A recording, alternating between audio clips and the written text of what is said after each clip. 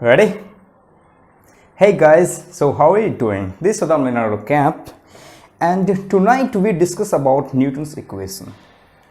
My previous videos was about the Newton's principle, and I discussed about inertial frames and non-inertial frames. तो आज हम बात करेंगे Newton's के इक्वेशन की. न्यूटन 1500 ईयर्स 500 ईयर्स हो गए.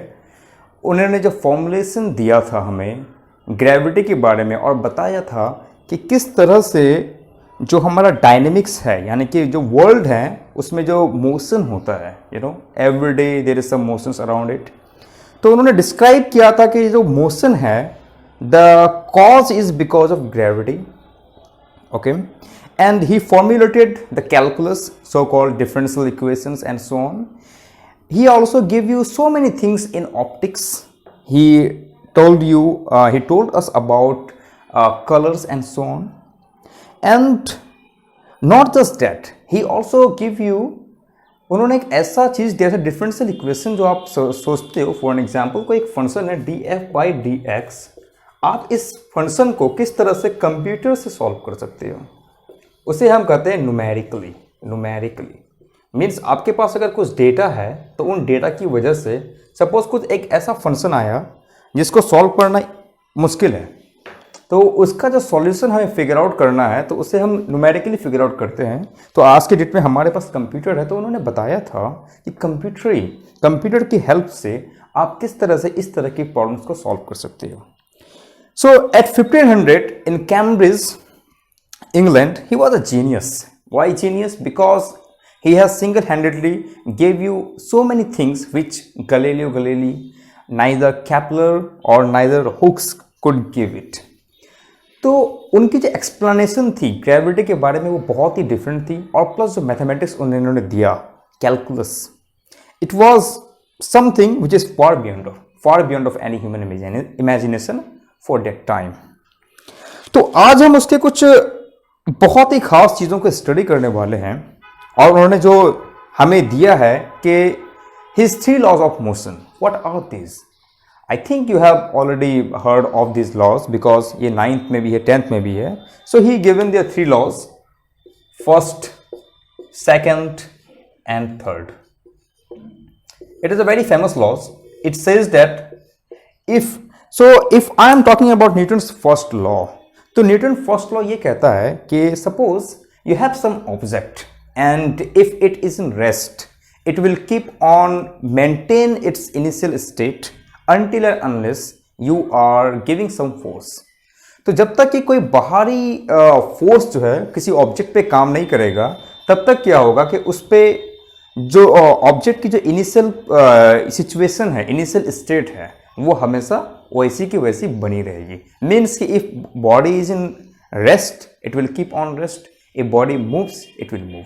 तो ये जो प्रिंसिपल्स इन्होंने दिया, इन्होंने जो लॉज दिया, वो लॉज इस तरह से थी कि इट्स काइंड ऑफ ये तो पहले इंजीनियस है, और प्लस इनकी जो ऑब्जर्वेशन थी, जो ऑब्जर्वेशन से आया है. Okay, you can not just prove this kind of laws.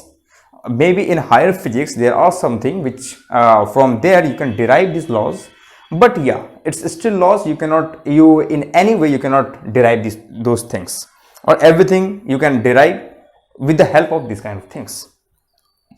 Now the second law उसने दिया, it's a very important thing. ये important thing इसलिए है क्योंकि second law ये बोलता है कि if you have some object, अगर आपके पास कोई एक ऑब्जेक्ट है और उस पर आप कोई फोर्स देते हो, ठीक है, तो वो ऑब्जेक्ट के पास कुछ मास होगा. तो whatever the mass it is, so if you are applying some force on any object it will simply accelerate. और ये जो एक्सेलरेशन होगी वो प्रोपोर्शनल टू होगी किसके? फोर्स के. आपने फोर्स दिया, वो एक्सेलरेट कर गई, और जब आप इस प्रोपोर्शनलिटी को हटाते हो तो उसके पास आता है एक F is equal to mass of that object and the acceleration. This formula is similar to V is equal to IR. ऐसा कि मैंने पहले भी डिस्कस किया था. अगर आप किसी सर्किट में करंट बढ़ाते हो या वोल्टेज बढ़ाते हो तो करंट भी साथ, जो कॉरेस्पॉन्डिंग चीज है वो साथ में बढ़ेगी विथ सम कांस्टेंट रेजिस्टेंस. तो ये जो मास है, this follows the same thing, and mass is also a resistance. अगर सपोज आपके पास कोई ट्रक है, इसको समझने के लिए हम स्पेस में चलते हैं, आउटर साइड ऑफ अर्थ। अब क्या करो, आपके पास अब अगर आपको स्पेस में मूव करना है तो आप कैसे मूव करोगे? तो आपने बहुत सारी साइंस फिक्शन की मूवी देख रखी होगी। स्पेस में मूव करने के लिए जनरली हम क्या करते हैं, कुछ सिलेंडर वगैरह ले आते हैं, यानी कि प्रेशर डिफरेंस देते हो आप। कोई गैस है, गैस को आप पंप करो, आप इस डायरेक्शन में पंप करो, आपको पीछे की तरफ पुश करेगा। तो उसने ये कहा कि अगर जब प्रेशर डिफरेंस है, सपोज क्या गैस है, आप खुद हो एक, ठीक है, वहां जाओ, एक गैस से पंप करो, तो आपके में कोई क्या होगा, एक वेलोसिटी से आप पीछे आओगे। ओके, सिमिलरली अगर आपके पास कोई ट्रक है, तो अगर बहुत बड़ा ट्रक सपोज इस स्पेस में है और आप उतना ही प्रेशर से जो आपके गैसेस है उसको रिलीज करोगे, तो क्या अगर आप इस एक्सपेरिमेंट को परफॉर्म करोगे तो ऑब्वियसली एक फोर्स दिया, फोर्स के और तुम्हें बैकवर्ड फोर्स मिला एक, ठीक है, और फोर्स की वजह से डिस्प्लेसमेंट है, एक्सेलरेशन पैदा हुआ। तो वो जो एक्सेलरेशन पैदा होगा वो क्या होगा, दिस मास।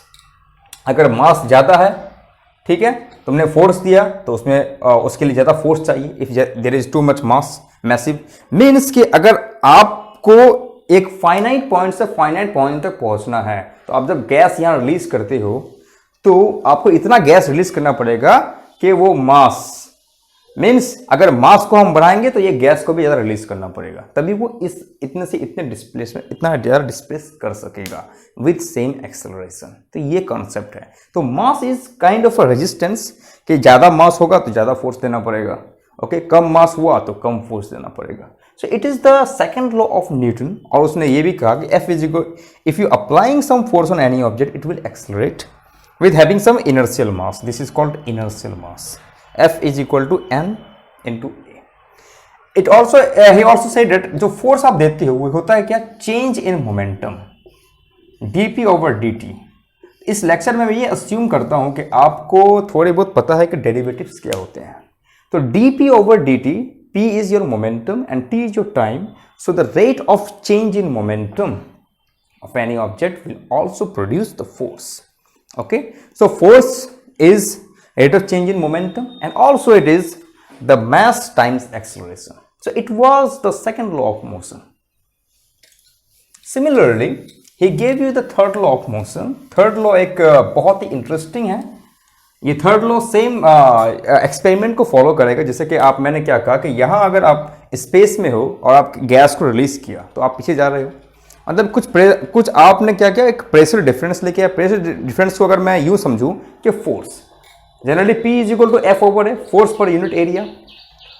चलो मैं बात करता हूं फोर्स की। तो आपने कुछ फोर्स अपने आगे तरफ रिलीज किया तो उतना ही आपको फोर्स क्या दे रहा है, वो पीछे की तरफ दे रहा है। Means each and every action has its equal and opposite reaction. तो आप अगर कोई फोर्स इस तरफ दोगे तो उसका बैक फोर्स क्या लगेगा, आपको इस डायरेक्शन में लगेगा विद नेगेटिव, क्योंकि इसकी डायरेक्शन चेंज हो गई आपकी। तो force is kind of vector quantity and it also direction dependent. ये आपको जानना है, ये एक वेक्टर क्वांटिटी होता है, like momentum, like sorry pressure, not pressure, the momentum is your vector quantity, this is your pressure. Okay, so pressure is nothing but P is equal to F over A, this small p. So force is a vector quantity, similarly acceleration is a vector quantity, and then momentum is your vector quantity. And the third law says that for each and every action there is an equal and opposite reaction. तो इसका मतलब क्या हुआ, what is the meaning of this thing? ये कहता है कि suppose you have some object here और आप चारों तरफ से फोर्स लेके आ गए, ठीक है, आपने चारों तरफ से फोर्स इस पे देना शुरू किया। तो जब ये फोर्स आपने चारों तरफ से लगाया और फिर भी इसका ऑब्जेक्ट, इस ऑब्जेक्ट का जो शेप है उसमें चेंज नहीं आया, इसका मतलब क्या होता है कि जो इंटरनल इसके जो मॉलिक्यूल्स होते हैं वो इसको सिमिलरली इस पे फोर्स अप्लाई कर रही है। ओके, जब इस तरह का केस हो और जहां पे कोई डायनेमिक्स ना हो, इट मीन्स क्या हुआ कि ये जो चीज है वो इक्विलिब्रियम पे आ गई, कोई चीजों में चेंज नहीं आया। मीन्स जो आपने बाहर का फोर्स लगाया वो अंदर का फोर्स को क्या कर दिया, बिल्कुल कैंसिल आउट कर दिया। Means the total force applying on this object is constant. ये होगी total force. Is sigma means that all the force, for example F I runs from 1 to maybe n, whatever the forces are there. Maybe इसमें 10 force लग रहा है, 20 force लग रहा है, 30 force लग रहा है, जितना भी फोर्स लगे, तो external force will be equal and opposite by, because ये देखो डायरेक्शन ये इस तरफ इनवर्ड लग रहा है तो ये बाहर की तरफ लग रहा है। ओके तो यहां पे हम लिख सकते हैं force which is inward means this applying inward is equal to negative of this external. तो ये क्या हुआ, ये होता है force inward plus force external is equal to 0। Therefore, I am saying that whatever the force is, the total force on the system is 0. इसका मतलब क्या हुआ, what does it mean, what does it implying? तो अगर मेरे पास कोई एक object है और उसमें जो जितने भी सारे फोर्सेस लग रहे हैं वो 0 हो जाए, तब हम क्या कह सकते हैं, तब उसके बारे में हम क्या कह सकते हैं। जैसे कि मैंने बताया force is still equal to dp over dt. Okay, the change in momentum, the rate of change in momentum, the change in momentum with respect to time, and now if this goes to equal to 0, तो अगर ये equal to हो जाए 0 के, तब क्या होगा, तब ये होगा मीन्स क्या, the dp, the p is your constant quantity. p क्या है, ये कांस्टेंट क्वांटिटी है। मीन्स अगर हमारे पास कोई एक क्लोज सिस्टम है, ये सिस्टम क्या होना चाहिए, क्लोज होना चाहिए, ये नहीं कि ओपन सिस्टम के लिए। ओपन सिस्टम मतलब क्या होता है कि एक क्लोज सिस्टम ये हुआ कि सपोज आप किसी घर पे हो और कोई बाहरी चीज इस पे इंटरफेरेंस ना करे, यानी कि जितने भी ऑब्जेक्ट्स हैं वो बस इसी में ऑब्जेक्ट्स हैं।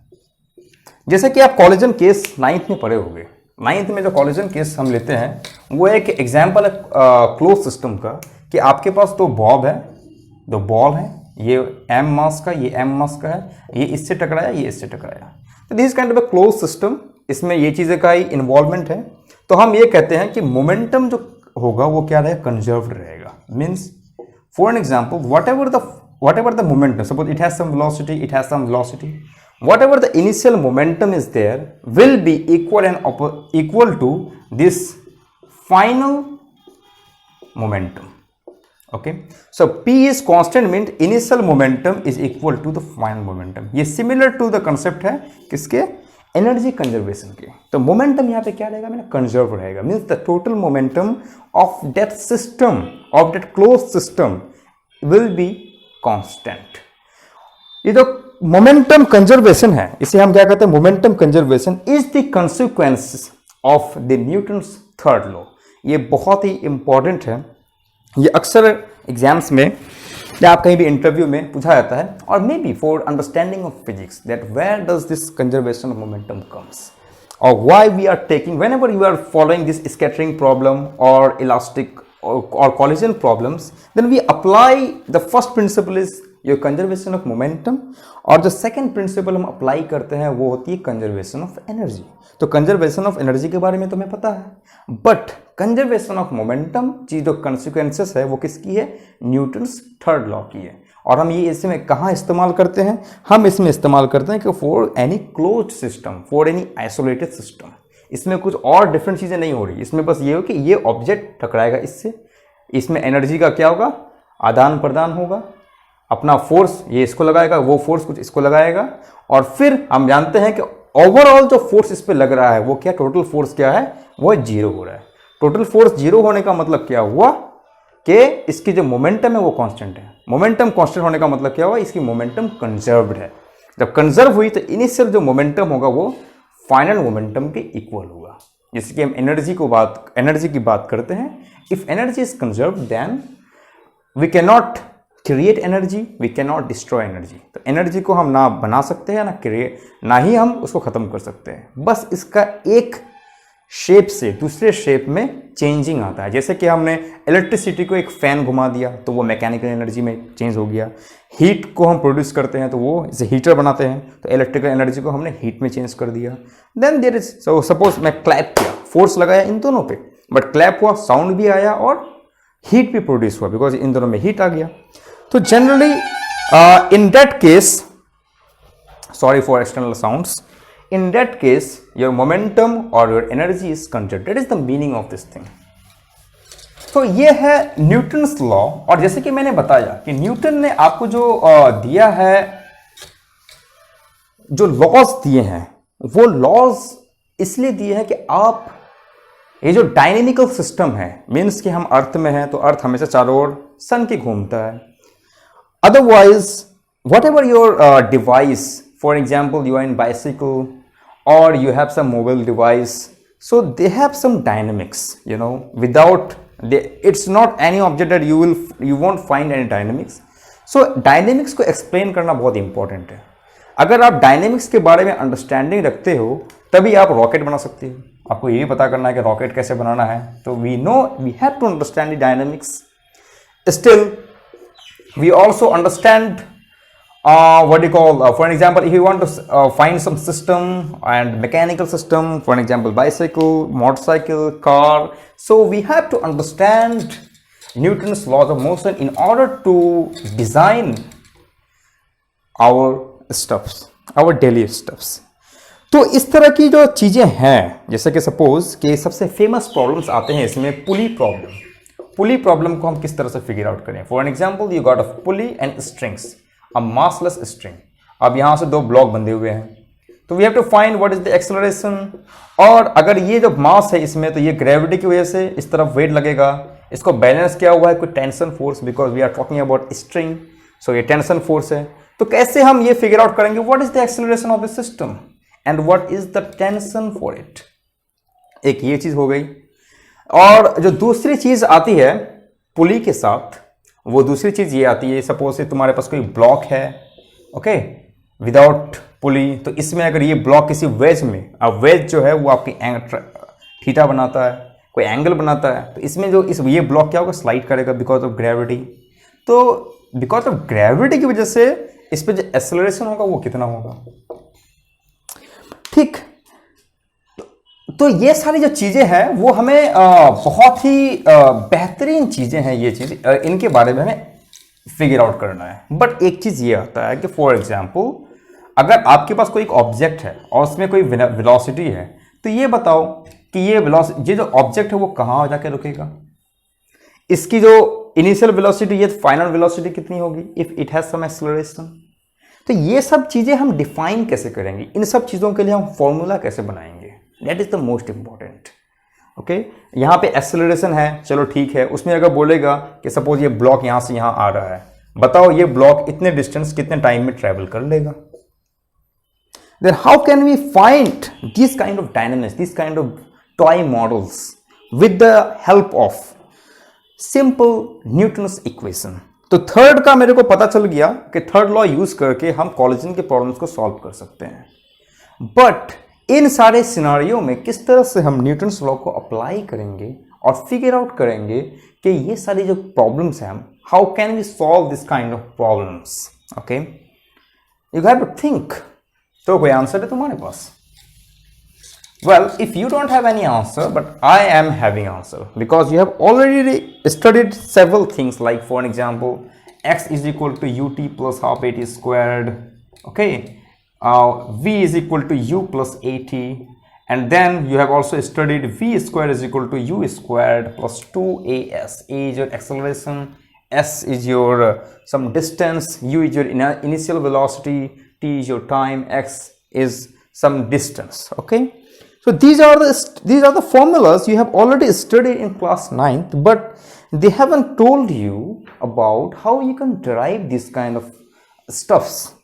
Because if someone asks that does this define Newton's laws of motion or does it follow Newton's laws of motion, then what will be your answer? Please tell me. Well, if you know, yes, maybe you have some guesswork. Okay, then you will say that maybe yeah, it should follow the Newton's law, because we don't have another law which actually describe this kind of things. मैंने कहा ये बहुत अच्छी बात है कि तुमने guess किया ये न्यूटन्स लॉ में है. तो ये सब चीजें हैं, वो चीजें कहाँ से आएंगी? जैसे कि मैंने पहले अस्यूम किया कि you have some knowledge about derivatives. Okay, और नहीं है तो मैं इसमें बात बाद में करूंगा तुम्हारे रिकैप के लिए. Okay, but I will not invest too much time on this kind of things. x is ut plus half at square, कैसे हम डिराइव कर सकते हैं? Then we have to come and second law of motion. Second law of motion which says that force is proportional to, for example, you have some body, you have some masses, it will produce acceleration. Okay, now for a moment we assume that this acceleration is constant. ये constant मतलब क्या होता है, तुम्हारे पास कोई bike है and then you have and you are going with some acceleration because you have an accelerator. Now you have produced some acceleration and then you got some velocity. So it's not means that it's not changing. You got some acceleration, this constant acceleration, and then your bike is running with 60 km/h and so on. Okay, similar. So when my acceleration is constant, it is not a function of time. In general, it can be function of time, means that if you are riding a bike, many time you keep on accelerating, maybe it's reducing, it's accelerating, reduce, accelerate. So at that time your acceleration is keeps on varying. तो जब ये acceleration time के साथ हो जाएगा तब problem आ सकती है, बट मैं अभी अस्यूम ये कर रहा हूं कि ये जो acceleration है वो टाइम का पार्ट नहीं है, वो बिल्कुल कांस्टेंट है. अब मेरे को पता है जब आप फोर्स देते हो तो उसमें क्या होती है, मोमेंटम में चेंज आती है. चेंज कैसे दिखाएंगे, उस ऑब्जेक्ट की मोमेंटम में चेंज आएगी. तो मोमेंटम की change dp over dt. Now this dp, I know what is your momentum. Momentum is nothing but the product of mass with velocity. मास और वेलोसिटी को मल्टीप्लाई करो वो तुम्हें मोमेंटम दे देगा. तो मैं क्या करूंगा यहाँ d over dt mass with velocity and then we are having this mass. Now one knows that तुम अगर बाइक में बैठे हुए हो तुम्हारी मास क्या हो रही है, वो कांस्टेंट है. Whatever the weight, whatever the mass you have, your body and your bike is constant. So mass is not changing with time. So mass is not changing with time. D over d t and then v is equal to mass into acceleration. अब तुम बोलोगे तो v तो constant होगा ना. For some acceleration v with time will keeps on increasing. तुम देखोगे कि तुम बाइक चला रहे हो और एक एक्सेलरेटर इतना में कर दो, ठीक है, तो टाइम के साथ तुम्हारा जो मीटर का जो वो है, मीटर का जो रीडिंग है वो हमेशा बढ़ती जाएगी. ठीक है, धीरे धीरे बढ़ जाएगी, बढ़ती जाएगी, बढ़ती जाएगी. फिर तुम्हें इसको कांस्टेंट करना पड़ता है कि धीरे धीरे रिड्यूस करना पड़ता है, कुछ करना पड़ता है. For acceleration, for constant acceleration you got the rate of change in velocity. तो वेलोसिटी में कुछ चेंज आएंगी. dv over dt is equal to a. Then what we can do here, dv is here, now a with dt, ये ऐसा multiply हो जाएगा. So this is an integration sign if you want to solve this thing, because I want to find what is your velocity, because dv over dt is a very infinitesimal change in velocity with respect to time. ये बहुत ही छोटा change होता है velocity में time के साथ. तो ये इसका कॉन्सेप्ट ये है कि अगर तुम्हें पता है एक छोटा चेंज कैसे आता है, क्या हो रहा है, तो मैं ये कह रहा है कि जो छोटा चेंज है वो बिल्कुल टाइम के साथ कांस्टेंट है, ज़्यादा चेंज नहीं आ रहा है. तो जब ज़्यादा चेंज नहीं आ रहा तो हम ये कर सकते हैं कि फॉर एग्जांपल इसको मैं सॉल्व करने के लिए, तो बड़े में क्या आएगा, a dot D T. Integration ये क्या कहता है कि सपोज कि आपने अपने बाइक को स्टार्ट किया सम इनिशियल वेलोसिटी से और आपका फाइनल वेलोसिटी जो गया वो v गया, और टाइम जो था पहले वो 0 सेकंड था और टाइम क्या गया बाद में t सेकंड हुआ. तो ये बोलता है कि हम क्या करेंगे, एक छोटे क्षण के लिए इन दोनों के बीच में से कोई एक क्षण निकाल लिया, बिल्कुल एक मोमेंट निकाल लिया. उसके लिए मेरे को पता है कि वो जो चेंज हो रहा है टाइम के साथ कांस्टेंट हो रहा है, ज़्यादा कोई चेंज नहीं आ रहा. तो इसने ये कहा कि चलो भाई अब मैं क्या करूँगा, जब मेरे को पता है छोटे से मोमेंट के लिए, अब मैं सबको ऐड कर दूंगा. तो dv है, dv को जब इंटीग्रेट करोगे तो आएगा v. ये v और ये v दोनों सेम नहीं है, ये v एक डमी वेरिएबल है, ये चेंज हो सकता है, मे बी ये dy हो सकता है. तो v का ये मतलब नहीं होता कि भाई ये वेलोसिटी या कुछ है, ये तुम कुछ भी कह सकते हो इसे. तो ये dv है, तो ये आएगा v, और जो लिमिट बैठता है ये lower limit and upper limit is equal to a. Similarly t 0 to t. Okay, now इसमें इस वैल्यू को बैठाओ v minus negative of this value यहां बैठ जाएगा is equal to a. Again this value यहां बैठ जाएगा t माइनस ऑफ 0. ये ऐसे चीजें काम बनेंगी. Therefore what you can do here is v is equal to u plus at. So for constant acceleration you will got this final velocity is equal to whatever your initial velocity may not be, you have no initial velocity, then you got acceleration, it will multiply with time. So v is equal to u plus at. ये मेरा एक equation आ गया.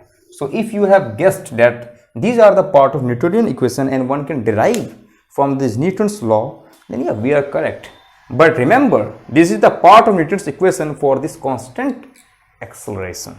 If your acceleration is not constant, you cannot use these formulas. तो ये बहुत अच्छी बात हो गई, मेरे पास एक फॉर्मूला आ गया, ठीक है, v is equal to u t का। तो मेरे पास अगर फॉर्मूला आया यहाँ पे v is equal to u plus a t and u is some constant quantity, I don't care about this thing too much. So v को हम लिख सकते हैं फिर से, because the rate of change in distance is nothing but your velocity. So you got displacement which is changing with time, how much you displace with time, then it will give you the velocity.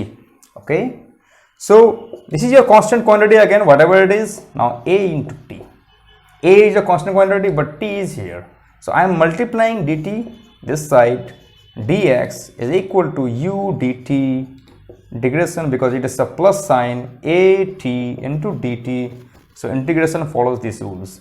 Similarly again 0 to t, because I am integrating with respect to t, again similar 0 to t, and maybe I don't have any displacement, or maybe let's say it is my xi, my initial displacement and then my final displacement. Okay, so this will follow the same rule, and we can write here xf minus xi is equal to u, then there will be t minus 0 is t, nothing else. But here a is your constant. Now t into dt, if you forget this thing, t into dt, so if it has some t to the power n into dt, it will be, the formula is nothing but t n plus 1 over n plus 1. For our case n is 1, so we can say t squared n plus 1 2. Okay, 0 to t, I have to put the limit this way. If I am doing this thing, I can write here xf is equal to nothing but xi plus ut plus t goes to t, it will be t, 0 goes to here, 0, if 0 will goes here, then it is 0. I don't have to worry about this thing here, half at square. Well, now if xi is 0, we are fine, so xf is ut plus half at square. Here is your another equation. These derivations are so much important, because if you are up for IITs or anything, so to have understanding how you can find what is the displacement, what is the acceleration, and how does this come into play, into picture, you got to handle these kind of things. चलो भाई, बहुत हो गई बातें, अब करें मुलाकातें, और तुम कुछ कमेंट कर देना। तो हमारे पास आ गई v is equal to u plus a t, हमारे पास आ गई x is equal to u t plus half a t square. Second चीज क्या है, v square is equal to u square plus 2s। Oh my God, तो यहां है v, यहां है u, यहां है 2s, तो मैं कैसे क्या करूं?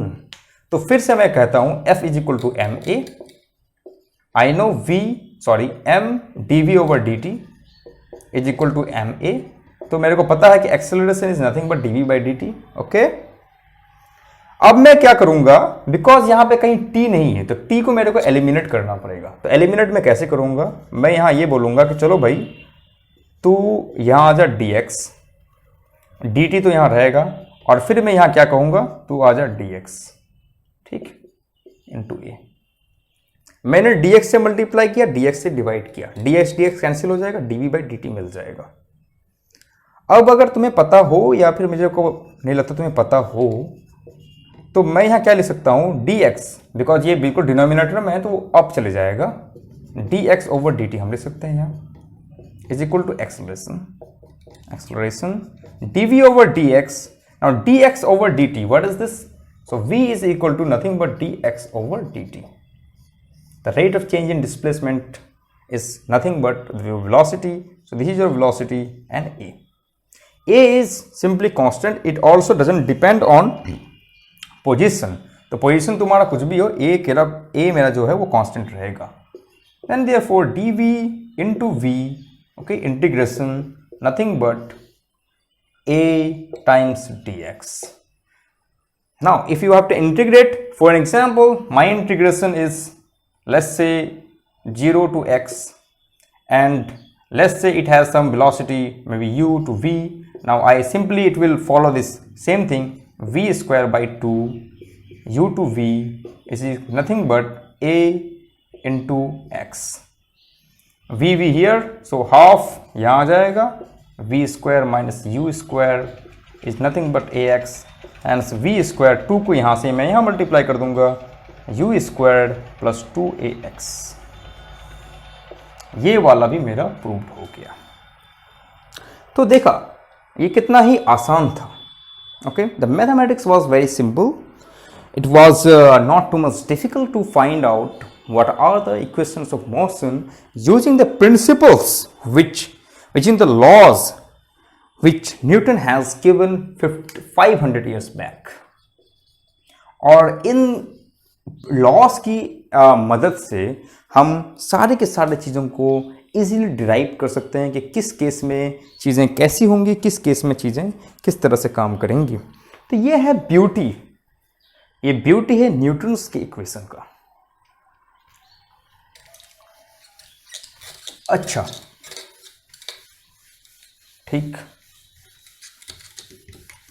अच्छा ठीक, ये वो वायरल हुआ था है ना, ये सॉन्ग बहुत अच्छा वायरल हुआ था, रसोड़े में कौन था। तो अब हम बात करेंगे फिजिक्स में कौन था।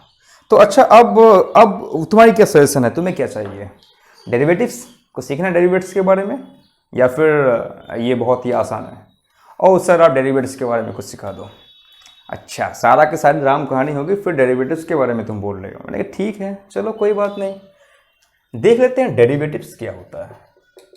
डेरिवेटिव्स को जैसे मैंने एक्सप्लेन किया, डेरिवेटिव्स फॉर एन एग्जाम्पल कोई फंक्शन है तुम्हारा और उसमें तुम डेरिवेटिव्स निकालने की सोचते हो, d f over maybe d x, x कुछ भी हो सकता है, y z t anything that's. तो डेरिवेटिव ये कहता है कि वो जो फंक्शन है कोई कंटिन्यूस होना चाहिए, वो जो फंक्शन होता है वो कुछ कंटिन्यूस होना चाहिए, जैसे कि ये वाला फंक्शन कोई कंटिन्यूस है। ठीक, वो क्या कहता है कि अगर फंक्शन का इस तरह शेप है तो आप क्या कर लो, एक छोटा सा फंक्शन ले लो छोटे से पॉइंट पे, और मे बी ये जो फंक्शन है वो इस तरह से प्लॉटेड है एफ एंड एक्स। ओके, इस पॉइंट को ले लो, और इस पॉइंट अगर तुम इसके बारे में कुछ जानते हो तो ऑब्वियसली तुमको पता लग जाएगा कि इधर इधर क्या हो रहा है। ये है कंटिन्यूटी का मतलब। ठीक, अगर ये फंक्शन डिसकंटिन्यूअस है, मे बी इस तरह से है, तब तुम फिर बता नहीं सकते, क्योंकि इस पॉइंट पे आके ये फंक्शन होती है वो डिसकंटिन्यूअस होती है, then you can not find derivative of here, तो डेरिवेटिव इज नॉट एक्सिस्ट। तो to find the derivative the function must be continuous. Okay, continuous in some domain. अगर डोमेन की बात करें, जैसे कि मैंने अपर लिमिट और लोअर लिमिट बैठाया, तो उसमें वो फंक्शन क्या था, कंटिन्यूअस था। ओके, कुछ फंक्शन होते हैं ना, सपोज के तुम्हारा एक स्ट्रेट लाइन है, it is continuous from here to here, nothing is changing. Sometimes क्या होता है कि यहाँ से यहाँ चेंज हो गया, तो वो डिसकंटिन्यूअस हो गया, कि वहाँ से वहाँ तक डायरेक्टली वो शेप चेंज कर दिया, then this is discontinuous. We can not do this operation here, but we can still apply this operation from here to here, because इस डोमेन में ये जो फंक्शन है हमारा वो कंटिन्यूअस है। तो D f over d x, it's very amazing thing how one can calculate. So df over dx, this says that the rate of change in f with respect to x, और इसको हम दिखाते हैं इस f dash x से भी। f dash x का मतलब होता है डेरिवेटिव ऑफ x, और इसका डेफिनेशन आता है, वो ये आता है कि जैसे कि मैंने बताया f, सपोज से कोई छोटा सा एक पैरामीटर ले लो, ये जो फंक्शन है तुम्हारा इसमें, ठीक, तो यहाँ x था, मे बी यहाँ x प्लस h किया है, मे बी 1 के साथ तुम ये कर लो, 1 के साथ तुम 0.0003, तो ये हुआ 1.0003 और ये रहा 1। तो ये छोटा सा जो चेंज है उसको हम दिखाते हैं h से, और फिर नेगेटिव कर दो, क्योंकि मेरे को ये चाहिए, ये तो पूरा यहाँ से यहाँ तक है, तो जो फंक्शन की वैल्यू इस पोजीशन पर और फंक्शन की वैल्यू इस पोजीशन पर, दोनों को माइनस कर दो ओवर दिस डिस्टेंस। तो यहाँ पे x प्लस h करोगे, माइनस x करोगे, दिस वन, ये क्या होगा, कैंसिल आउट हो जाएगा, और तुम्हें बचेगा h। और ये लिमिट जो h होनी चाहिए, मैंने यहाँ क्या किया, 1 से 2 में नहीं गया, मैं 1 से 0.0003 में गया, मैं भी 503 में जाऊँगा, मैं भी 1001 में जाऊँगा। तो ये लिमिट, इसमें ये कहता है लिमिट कि h जो होती है हमेशा 0 के अप्रॉक्स होना चाहिए।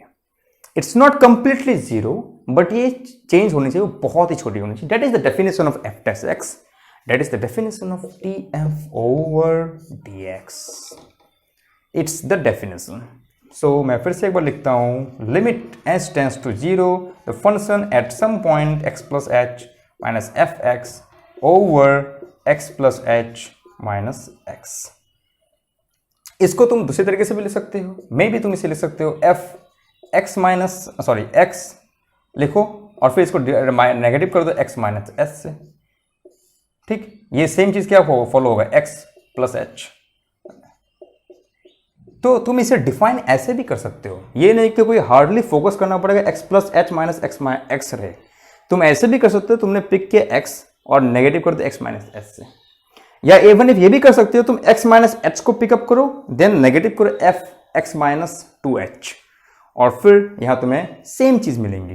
ठीक है, द मेन डेफिनेशन इज ये फंक्शन मेरा कंटिन्यूअस है, so whatever the point I can pick it's up to me as long as the condition is that whatever you have chosen here the interval must be close to 0। जैसे कि मैंने कहा एक moment in may be 10 to the power 12 1 by 1 के बाद 12 zero लगा दो, उस मोमेंट में मैं देखना चाहता हूँ। अगर मेरे को वो मोमेंट पता चल गया तो मेरे को सब कुछ पता चल जाएगा। That is the meaning of this derivative. तो डेरिवेटिव का मीन्स बहुत जानना बहुत इंपॉर्टेंट है। ये है कंसेप्ट बिल्डिंग। ओके, इसे तुम ऐसे नहीं देख सकते हो कि ये बस यूं definition, this is called concept building. तुम्हें कोई भी पूछ सकता है कि डेरिवेटिव का मतलब क्या हुआ, फिर तुम क्या कर सकते हो। डेरिवेटिव को करना, कैलकुलेशन करना अलग चीज़ है, मतलब बताना भी अलग, एक डिफरेंट चीज़ है। मतलब बता सकते हो means then you have something. उसके बाद कुछ चीज़ें आती है, सपोज ये कांस्टेंट, अगर ये मेरा फंक्शन कांस्टेंट होगा, कोई भी पैरामीटर है उसमें डेरिवेटिव जाएगा तो ये 0 हो जाएगा if F your constant. Constant क्या होता है, चेंज होगा क्या एक्स के साथ? नहीं। जैसे पाई की वैल्यू है, जो है वो है, कहीं भी तुम चले जाओ पाई तो पाई रहेगा। जी इट्स योर कांस्टेंट। लाइट की स्पीड कांस्टेंट, जो है वो है, वैक्यूम में कहीं भी चले जाओ तुम, वो तुमको उतनी मिलेगी। तो they are something which is constant, it's not changing with time or changing with some space, then we can say that yeah, for some parameter this function is constant, therefore I don't have to care about it। चलो भैया, ये तो बहुत अच्छी बात है। उसके अलावा अगर मेरे पास चीजें हैं, इसको लिखने का बहुत अच्छा तरीका है, ये भी है कि df तुम लिख दो बस। ओके, ये डेरिवेटिव कर सकते हैं। तो d by dx को मैं लिख दिया क्या, सिर्फ dx तो एक ऑपरेटर है। ये क्या है, एक ऑपरेटर जो ऑपरेट होगा किसी फंक्शन पे, ये ऑपरेट पूरा कर रहा है किसी फंक्शन पे। तो ये function should be part of this x। अगर ये फंक्शन x का पार्ट नहीं होगा तो ये डेरिवेटिव नहीं होगा। ओके, कहने का मतलब ये है कि for example it is your y, कोई फंक्शन है y और मेरे को बोला गया है कि इसमें तुम x का क्या करो, डेरिवेटिव करो। तो अगर y और x दो बिल्कुल अलग अलग चीज है, इन दोनों में कोई रिलेशन ही नहीं है, y and x they have no relation, then we can always say this is your 0। but मेरे को ये दिया हुआ है कि y और x में कोई रिलेशन है। now we have some relation, then what we can do here, तब ये 0 नहीं होगा। df by dx is not 0, ये क्या होगा?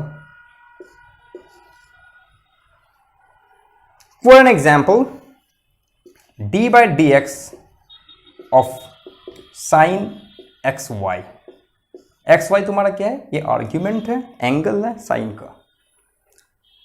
तब क्या होगा, तब मेरे को करना ये है कि मैं साइन को पहले ऑपरेट करूंगा, तो साइन का होता है कॉस इंटू एक्स वाई, और फिर मैं इसके अंदर घुस जाऊंगा कि डी बाई डी एक्स, ओ भाई तो जो भी इस आर्ग्यूमेंट है उस आर्ग्यूमेंट का पहले डेरिवेटिव कर।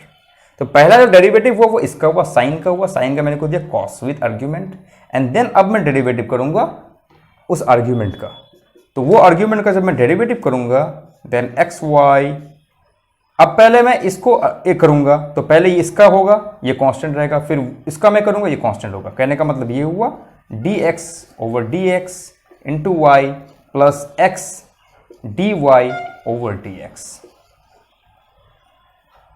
आप अगर जब इसे कर लोगे तो वो आएगा cos x y d x cancel, then is y plus x d y over d x. जब y और x में इस तरह की आपकी रिलेशन हो then you will have this thing. इसे हम कहते हैं चेन रूल। ओके, तो जैसे मैंने कहा कि मैं ये बस इसलिए कर रहा हूं क्योंकि आपको बस रिकअप दे रहा हूँ, क्योंकि आप अगर if you have no idea about derivatives then it will be problem because I am doing so fast, okay. But ये ध्यान रखना हमेशा कि ऐसी चीज़ें होती है।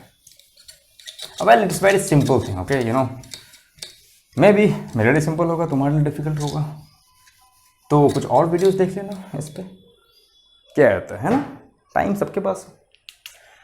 Next thing is that for example अगर मेरे पास दो फंक्शन है f ओवर g और तुम्हें बोला जाए डेरिवेटिव कर दो भाई इसका, तो डेरिवेटिव कैसे करेंगे? तो डेरिवेटिव इस तरह से करेंगे कि पहले हम df का डेरिवेटिव करेंगे और फिर g को रहने देंगे, फिर उसके बाद हम क्या करेंगे कि यहाँ प्लस लिखेंगे, f को रहने देंगे और उसके बाद d को 1/g से डेरिवेटिव करेंगे। सेम चीज़, डेरिवेटिव पहले f का होगा, न्यूमरेटर है, g रहने देंगे, फिर f को बाहर निकालेंगे, d, ये पूरा क्या बन जाएगा, एक आर्ग्यूमेंट बन जाएगा d ऑफ 1/g। तो ये जो है वो सेम चीज़ रहेगा प्लस f। नाउ d को हम ऐसे, d को हम कैसे, g को कैसे लिखते हैं, g पर -1, तो ये क्या हो जाएगा f, पहले पावर का करेंगे क्योंकि तुम्हें पता अगर होगा, अगर नहीं है तो d of x to the power n को अगर डेरिवेटिव करेंगे हम x n-1 से, तो मैंने पहले इसका डेरिवेटिव किया, फिर उसके बाद हम लिखेंगे dx, फिर उसके बाद क्या होगा, ये डेरिवेटिव होगा x का, अंदर जाएंगे जैसे कि मैंने साइन वाले में किया, तो ये क्या होगा -1 पहले यहाँ आएगा, g पर -2 आएगा एंड देन dg आएगा। तो जब ऐसा आएगा df ओवर dg, देन यहाँ नेगेटिव आएगा f over g squared dg। तो ये है derivative of f by g का।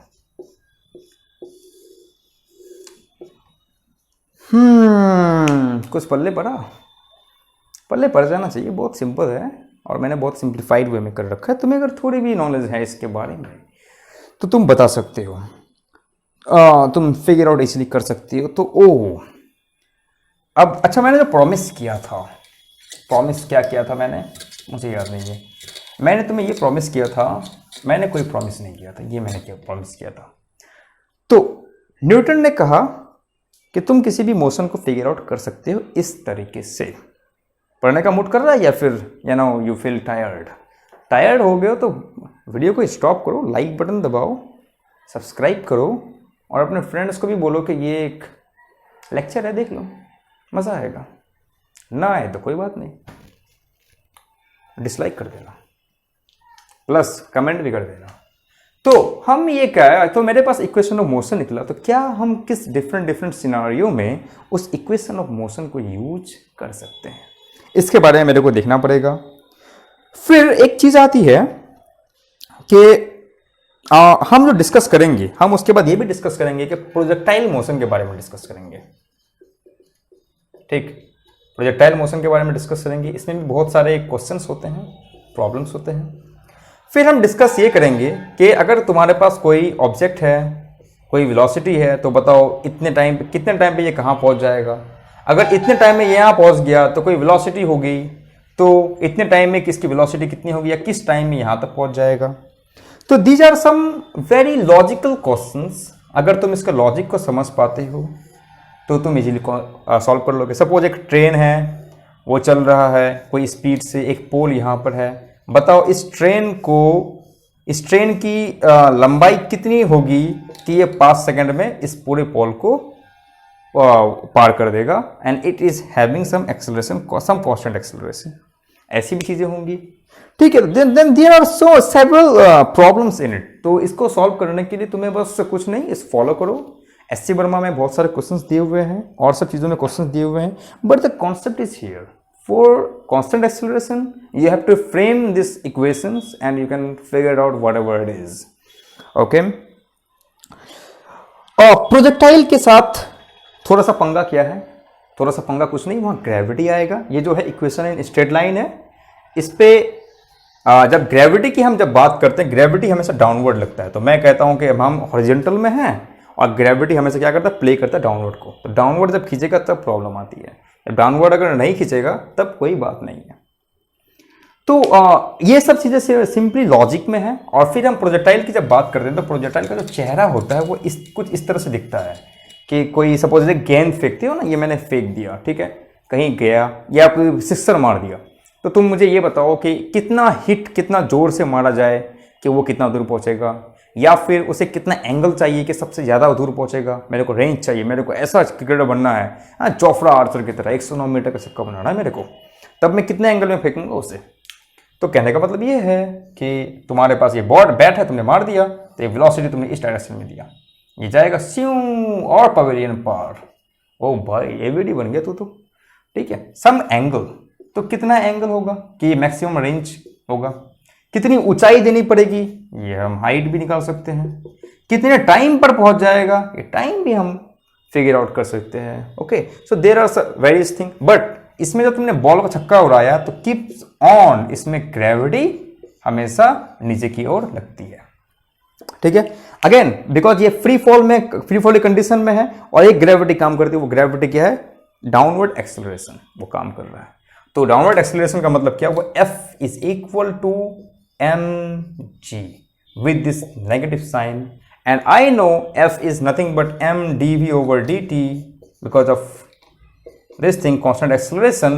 ये g क्या constant है, mg, mm cancel, so dv, ये तो माइनस कैंसिल नहीं होगा, so dv over dt is nothing but minus of g dt।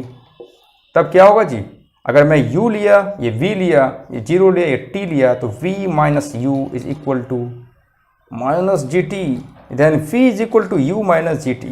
तो अगर हमारे पास कोई ऑब्जेक्ट ऊपर से नीचे गिर रहा है, किसी ऑब्जेक्ट को मैंने ऊपर फेंका फिर ऊपर से नीचे गिरा, तो ये फ्री फॉर्म है, इस पे एक्सेलरेशन जो हो रहा है वो g लग रहा है, वो g कहाँ लग रहा है, वो नेगेटिव की तरफ लग रहा है, ग्राउंड की तरफ लग रहा है, नेगेटिव y एक्सिस पे लग रहा है। दिस इज योर x, जैसे मैं हॉरिजॉन्टल की बात करता हूँ, जैसे vertical g is keeps on downward. तो हमेशा याद रखना g will always act downward. तो v हम इस्तेमाल करते हैं, कन्वेंशन है m minus of g, because of downward लग रहा है तो v is equal to u minus g t, ठीक। ऊपर फेंकोगे तो प्लस हो जाएगा, क्यों, क्योंकि एक्सेलरेशन जो है वो तो g हमेशा नीचे की तरफ लग रहा है, बट तुमने को वेलोसिटी दे दिया तो ऊपर नीचे नीचे ऊपर ये सब चलता रहता है, ठीक है। कहाँ आएगा डिपेंड करता है, किसके अगेंस्ट आ रहे हैं वो डिपेंड करता है, तो नथिंग एल्स। तो फ्री, अगर फ्री में काम कर रहे हैं हम, अगर फ्री स्पेस में काम करें तो v is equal to u minus g t. कोई ऑब्जेक्ट को फेंका तो मैं क्या लगाऊंगा यहाँ पे, अच्छा u प्लस जी टी लगाए, u माइनस जी टी लगाए, अच्छा चलो ठीक है। अगर मैं इसको अपवर्ड फेंकता हूँ, ठीक है, g हमेशा नीचे ही काम कर रहा है तो v माइनस ई टी। अगर अपवर्ड फेंक रहे हो, डाउनवर्ड आ रहे हो, तो ये तो भाई इसी की डायरेक्शन में लग रहा है, ठीक, तो लगा देना u प्लस जी टी, ठीक है। Similarly, x is equal to ut minus half gt squared and v square is equal to u square minus 2gs। पहले 2a था, a को माइनस जी कर दिया, नीचे आया तो a मैं देख रहा हूं कि भाई नीचे तो एक्सेलरेशन ग्रेविटी की तरफ में एक्सेलरेट कर रहे हैं, अब ऊपर फेंक रहे हैं तब हम क्या कर रहे हैं, इस पे एक्सेलरेशन क्या नीचे की तरफ लग रहा है, ये बंदा ऊपर जा रहा है तो it's working against the gravity. अब ये नीचे की तरफ आ रहा है तो it accelerating towards the gravity, तो भाई डाउनवर्ड की तरफ हम सब में प्लस कर देंगे। डाउनवर्ड में a is equal to g रहेगा, अपवर्ड में a is equal to minus g रहेगा। तो तुम्हारे लिए कंसेप्ट पूरी तरह से क्लियर है। अब इस